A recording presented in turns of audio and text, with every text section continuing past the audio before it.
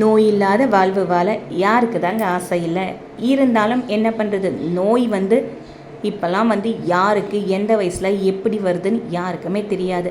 கால மாற்றம், உணவு மாற்றம், இதனால் நிறைய உடல் பிரச்சனைகள் வருது.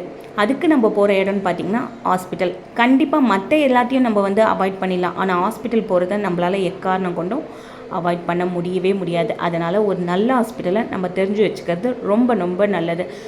நிறைய பேர் இன்சூரன்ஸ்லாம் போட்டிருப்பாங்க, நிறைய பேர் மெடிக்கலில் அவங்களுக்கு கிளைம் கிடைக்கும், இது கிடைக்கும். ஆனால் சாதாரண நடுத்தர மக்கள்னு இருப்பாங்க, அவங்களுக்கு இந்த ஹாஸ்பிட்டல் ரொம்ப ரொம்ப பயனளிக்கும். இந்த ஹாஸ்பிட்டல் எங்கே இருக்குதுன்னு முதல் பார்த்திங்கன்னா சோழவரம், அதாவது ரெடில்ஸ் தாண்டி மொண்டியமாநகர், பாடிநல்லூர், அதுக்கப்புறம் சோழவரம் ஒரு தோல் இருக்கும்.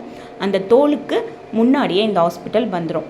அதுக்கப்புறம் பார்த்திங்கன்னா இந்த ஹாஸ்பிட்டல் யாருதுன்னு பார்த்திங்கன்னா, ஆரம்ப காலத்தில் பார்த்திங்கன்னா இந்த ஹாஸ்பிட்டல் விஜயகாந்த் சாரோடைய ஹாஸ்பிட்டல்ன்ற மாதிரி தகவல் வந்துச்சு. அதுக்கப்புறம் இப்போ பார்த்திங்கன்னா விஜயகாந்த் சாரோடைய மச்சான் அவங்களுடைய ஹாஸ்பிட்டல்னு சொல்லி தகவல் வருது. இது யாரோடைய ஹாஸ்பிட்டல்ன்றது நம்மளுக்கு சரியாக தெரியல. இருந்தாலும் இங்கே தொண்டு நிறுவனம் மாதிரி முதல் ஒரு வருஷம் செயல்பட்ட மாதிரி சொல்கிறாங்க. எல்லாமே ஃப்ரீயாகவே இருந்தது. ஆப்ரேஷன், ஸ்கேன், எக்ஸ்ரே, இசிஜி எல்லா ஆப்ரேஷனுமே எல்லாத்துக்குமே ஹாஸ்பிட்டலுக்கு டாக்டர்ஸ்க்கெலாம் ஃபீஸே கிடையாது. அந்த அளவுக்கு இங்கே எல்லாமே ஃப்ரீயாக இருந்தது. ஆனால் இப்போ பார்த்திங்கன்னா ஸ்கேனுக்கு, இந்த மாதிரி எக்ஸ்ரே, இந்த மாதிரி சின்ன சின்ன இதுக்கு பாதி காசு வாங்கிறதா சொல்கிறாங்க. ஆனால் இன்ன வரைக்கும் எது இங்கே ஃப்ரீயாக இருக்குதுன்னு பார்த்திங்கன்னா மகப்பேறு இன்ன வரைக்கும் இங்கே ஃப்ரீங்க. அதாவது ஆப்ரேஷனாக இருந்தாலும் சரி, நார்மல் டெலிவரியாக இருந்தாலும் சரி, இங்கே முற்றிலும் அந்த குழந்தை பேரை இலவசமாக பார்க்குறாங்க. ஆரம்பத்துலலாம் குழந்தை பெற்றுக்கிறவங்களுக்கு கோல்டு காயின் கொடுத்துருந்தாங்க.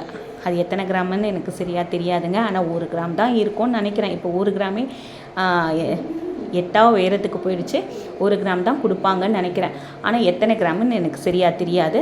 இப்போ பார்த்திங்கன்னா நடுவில் பார்த்திங்கன்னா அந்த ஸ்கீமை எடுத்துட்டாங்க. ஆனால் இப்போ மறுபடியும் இன்ட்ரடியூஸ் பண்ணியிருக்காங்க. இங்கே குழந்தை பெற்றுக்கிட்டா மறுபடியும் கோல்டு காயின் இலவசமாக தராங்களாம். அதுக்கப்புறம் பார்த்திங்கன்னா எல்லாமே இங்கே குழந்தை பேருக்கு மட்டும் ஃப்ரீ. ஆப்ரேஷனாக இருந்தாலும் சரி, அதுக்கப்புறம் நார்மல் டெலிவரியாக இருந்தாலும் சரி.